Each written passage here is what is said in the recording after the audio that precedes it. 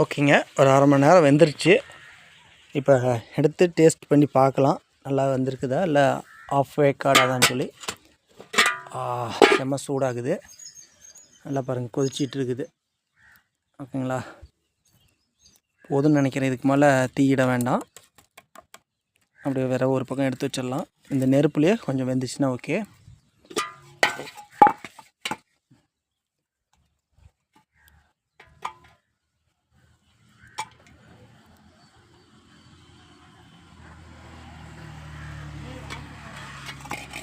First வெந்துருச்சான்னு நம்ம எப்படி பார்க்கணும்னா, கொட்டையை வெளியே எடுத்து பார்க்கலாம்.